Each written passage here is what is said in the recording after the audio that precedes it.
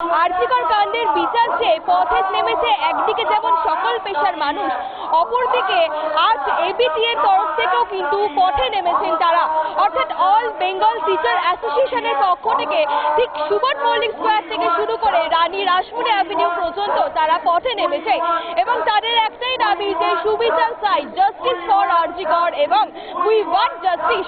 সকলের মুখেই একটাই স্বর, কবে বিচার পাবে, কবে দোষীদের চিহ্নিত করা হবে, এই দাবিতে আজ অল বেঙ্গল টিচার অ্যাসোসিয়েশনের পক্ষ থেকে ঠিক দুপুর 2টার সময় সুবন মল্লিক কলেজ স্কোয়ার থেকে শুরু করে মিছিল শুরু করেছেন তারা। আরজিকর কাণ্ডের প্রতিবাদে পথে নামলো অল বেঙ্গল টিচার্স অ্যাসোসিয়েশন। বিভিন্ন জেলার শিক্ষক শিক্ষিকারা উপস্থিত ছিলেন এই মিছিলে। এছাড়া উপস্থিত ছিলেন বিশিষ্ট নাট্যকার থেকে শুরু করে যুবনেত্রী মীনাক্ষী মুখোপাধ্যায় সহ বিশিষ্টরা।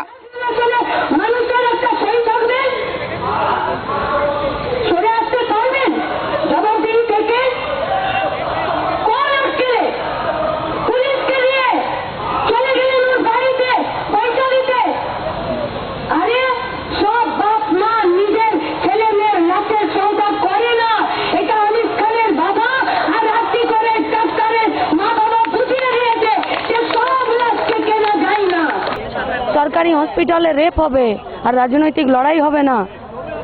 পশ্চিমবঙ্গের মানুষ গাধা নাকি? আমরা মূলত আরজিকরের ঘটনায় যারা দোষী সেই দোষীদের শাস্তির দাবি করছি।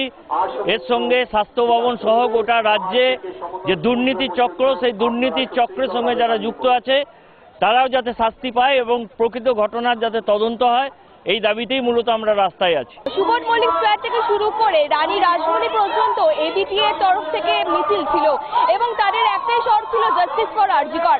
এবং এই মিছিলে যেমন একদিকে বিভিন্ন জেলার শিক্ষক শিক্ষিকারা উপস্থিত ছিলেন, এর পাশাপাশি বিশিষ্ট কবি থেকে শুরু করে এবিটি এর সাধারণ সম্পাদক, এছাড়াও অন্যান্য শীর্ষ নেতৃত্বরাও আজকের এই মিছিলে পা দিয়েছিলেন। ক্যামেরায় রবি দত্তের সঙ্গে কোয়েল বণিকের রিপোর্ট, কলকাতা ওঙ্কার বাংলা।